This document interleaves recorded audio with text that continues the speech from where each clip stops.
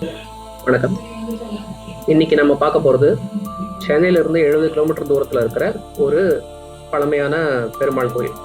இந்த கோயில் எங்கே இருக்குன்னு பார்த்தீங்கன்னா, சென்னையிலிருந்து போகும்போது செங்கல்பட்டு தாண்டி ஒரு 18 கிலோமீட்டர் கழிச்சு போனீங்கன்னா அந்த படாலம் ஃபுட் ரோடு வரும். முன்னாடி வந்து அந்த இடத்துல டைரெக்டாக ரைட் எடுக்கலாம். இப்போ வந்து அங்கே பிரிட்ஜ் வேலை நடக்கிறதுனால கொஞ்சம் தூரம் ஒரு கிலோமீட்டர் முன்னாடி போயிட்டு யூ டர்ன் அடிச்சுட்டு வந்து இங்கே உள்ள லெஃப்டில் போகணும். பைபாஸ் வந்து உள்ள வந்து ஒரு 4 கிலோமீட்டர் போகணும். 4 கிலோமீட்டர் போனதுக்கு அப்புறமா ஒரு சின்ன மலை மேல இந்த கோவில் அமைஞ்சிருக்கும். இந்த கோயிலில் போகணும்னா நீங்க படிக்கட்டு வழியாகவும் போகலாம், இல்லைன்னா கார்லயே டைரக்டா மேலேயும் போயிடலாம். படிக்கட்டு பார்த்தீங்கன்னா ஒரு 500 படிக்கட்டு இருக்கும். இல்லை நம்ம முடியல கார்ல தான் போகணும் அப்படின்னா டைரக்டா கார்லயும் போயிடலாம். ஒரு 5 மினிட்ஸ் டிரைவ்ல மேலே போயிடலாம். ஏறுறதுக்கு தனி பாதை இருக்கு காருக்கு, அதே மாதிரி இறங்குறதுக்கு தனி பாதை இருக்கு. ரொம்ப சின்ன ஹில்ஸ் தான், ஈஸியாக ஏறிடலாம். பெரிய ஹில்ஸ் அப்படின்னு சொல்லிட்டு பயப்பட வேண்டியது கிடையாது. ஓகேங்க, இந்த கோவிலோட பேர் வந்து திருமலை வையாவூர்.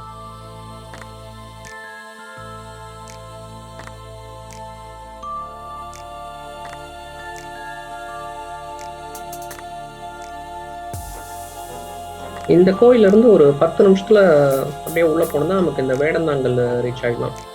ஸோ ஈவினிங் டைமாக போனோம்னா வேடந்தாங்கலையும் பார்த்துட்டு இந்த கோவிலையும் நம்ம பார்த்துட்டு வர்றதுக்கு கரெக்டாக இருக்கும். இந்த கோயிலோட பேர் பார்த்தீங்கன்னா திருமலை வையாவூர். இந்த பேருக்கான காரணம் பார்த்தீங்கன்னா அந்த பேர்லேயே இருக்குது, திருமலை வையாவூர். ஒரு தடவை ராமாயண காலத்தில் லக்ஷ்மணருக்கு வந்து அடிபட்டு விழுந்துடுறாரு. அந்த டைமில் என்ன ஆகுதுன்னா ராமர் வந்து அனுமர்கிட்ட சொல்கிறாரு, போயிட்டு இந்த சஞ்சீவி மலையை எடுத்துட்டு வா அப்படின்னு சொல்லி. ஸோ அனுமர் சஞ்சீவி மலையை எடுத்துகிட்டு வரும்போது இங்கே இருக்கிற பெருமாளை வேண்டும்னு சொல்லிட்டு கீழே வராரு. பெருமாளை வேண்டுறதுக்காக கரம் கூப்பணும். அந்த இடத்துல வந்து இந்த மலையை கீழே வைக்காம வலது கரத்துலேருந்து இடது கரத்துக்கு மலையை மாற்றுறது. ஸோ அதனால தான் இந்த இடத்துக்கு வந்து திருமலை வையாவூர் அப்படின்னு பேர் அமைஞ்சதுன்னு சொல்லிட்டு இங்கே மென்ஷன் பண்ணியிருக்காங்க.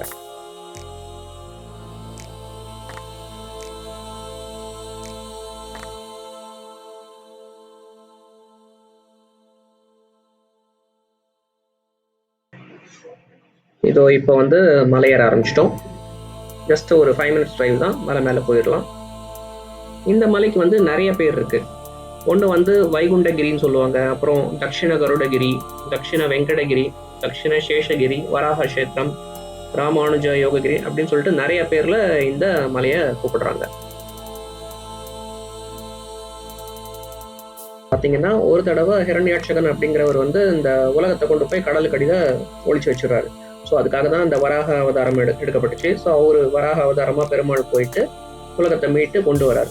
கொண்டு வந்ததுக்கு அப்புறமா கருடர்கிட்ட என்ன சொல்றாருன்னா, நான் வந்து இந்த பூலோகத்திலே இருக்க போறேன், நீ வைகுண்டத்துல இருந்து ஒரு சின்ன மலையை கொண்டு வா, இந்த மலை மேல நான் இங்க இருந்து எல்லாருக்கும் காட்சி தர போறேன் அப்படின்னு சொல்றாரு. ஸோ அதுக்கேற்றபடி கருடர் வந்து வைகுண்டத்துல இருந்து ஒரு மலையை கொண்டு வர்றாரு. அந்த மலையை கொண்டு வரும்போது ஒரு சின்ன பகுதி அந்த மலையிலிருந்து விழுந்த இடம் தான் இந்த ஒரு சின்ன மலை. ஸோ இங்கேயும் அதே மாதிரி கருடருக்கு காட்சி கொடுத்தாரு.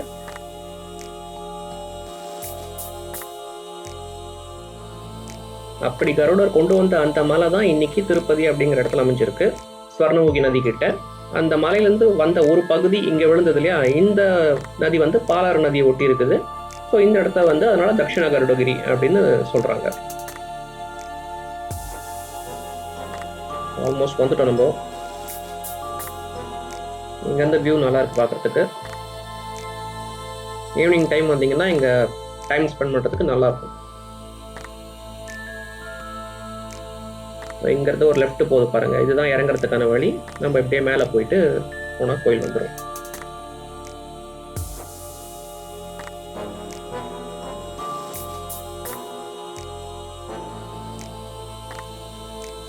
இவங்க நம்ம கோவிலுக்கு ரீச் ஆகிட்டோம்.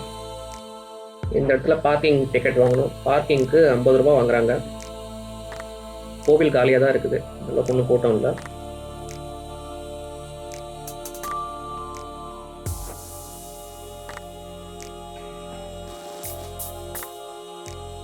பார்க்கிங்க்கு பிரச்சனையே இல்லைங்க, இங்கே நிறைய ஸ்பேஸ் கொடுத்துருக்காங்க பார்க்கிங்காக.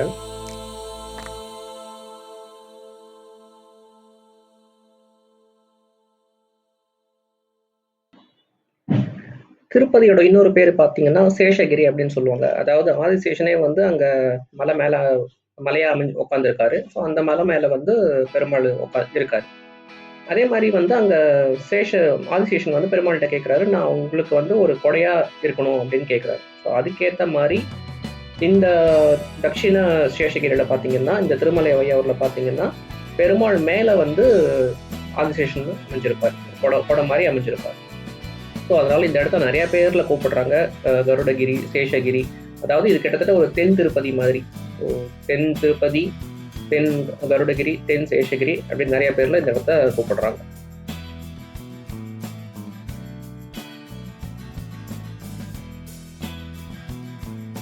காட்சி தராரு. ஒன்று வந்து பிரசன்ன வெங்கடேச பெருமாள், இன்னொன்று வந்து வராக பெருமாள். ஸோ கோவிலில் வந்து முதல்ல நம்ம வராக பெருமாளை தான் பார்ப்போம்.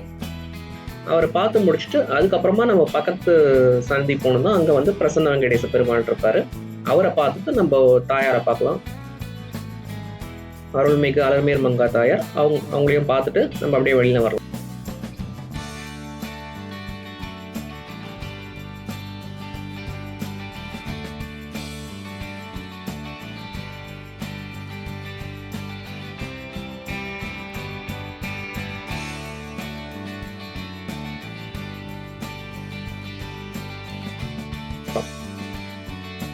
வெளியில வந்துட்டு நம்ம பிரகாரத்துல அந்த பக்கம் வரும்போது அங்க படிக்கட்டுல ஒரு 4-5 படிக்கட்டு நீங்க கீழே இறங்கி போனீங்கன்னா அந்த இடத்துல ஒரு ஆஞ்சநேயர் கோயில் இருக்கும்.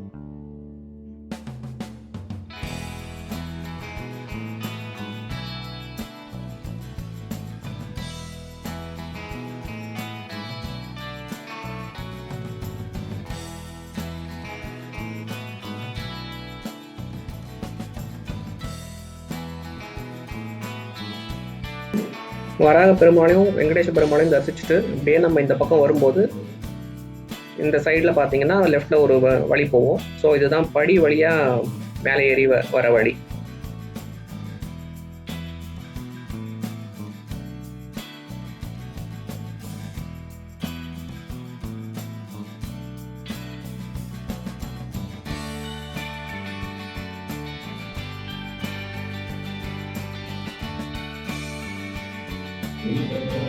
இங்கிருந்து ஒரு 4-5 படி கீழே இறங்கி போனாலே நம்ம ஆஞ்சநேயர் கோயிலில் ரீச் ஆகிடலாம்.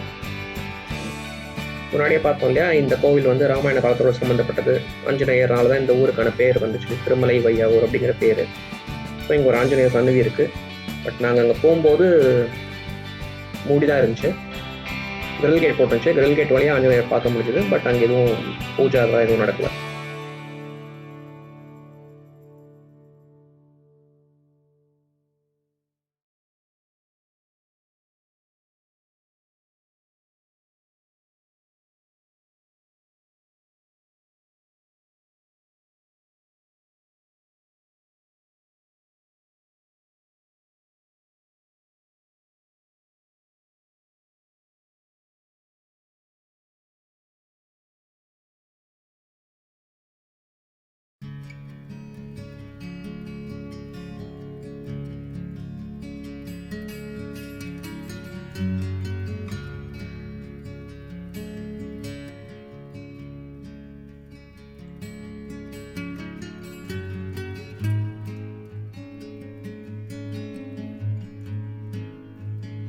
கோவில் காலியாக இருந்ததுனால வந்து ஒரு 10 நிமிஷத்துலேயே எல்லா சன்னதியும் நாங்கள் பார்த்துட்டோம்.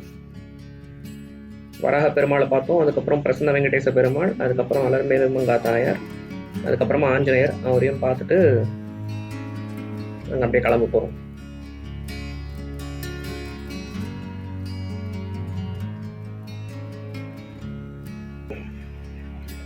ஸோ நிச்சயமாக பார்க்க வேண்டிய கோவிலுங்க. முடிஞ்சால் தனியாக இதுக்காக நீங்கள் கிளம்பி வந்து பார்த்துட்டு போகலாம். அப்படி இல்லை முடியல அப்படின்னா நீங்கள் எங்கேயாவது ட்ராவல் போகும்போது திருச்சி இல்லைன்னா சவுத் சைடு எங்கேயாவது நீங்கள் ட்ராவல் போகும்போது இந்த பக்கமாக வந்துட்டு நீங்கள் கோவிலை பார்த்துட்டு போகலாம். இந்த கோவில் வந்து மார்னிங் ஒரு 8லேருந்து 11 வரையும் திறந்துருக்கும். அதே மாதிரி ஈவினிங் ஒரு 4:30 ஆகிடு திறக்கிறதுக்கு. 4:30லேருந்து ஒரு 7 o'clock வரையும் திறந்துருக்கும். கண்டிப்பாக வந்து பார்த்துட்டு போங்க. ரொம்ப பழமை வாய்ந்த கோயில்.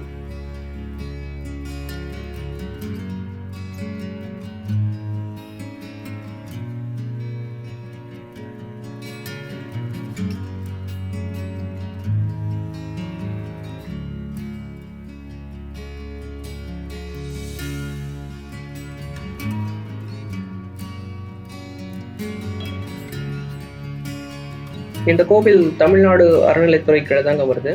கோவிலை ரொம்ப நல்லா மெயின்டைன் பண்ணியிருக்காங்க, நீட் அண்ட் க்ளீனாக இருக்குது. டெஃபினட்டாக இந்த பக்கம் வந்தால் பார்த்துட்டு போங்க. தேங்க்ஸ் ஃபார் வாட்சிங் த வீடியோ.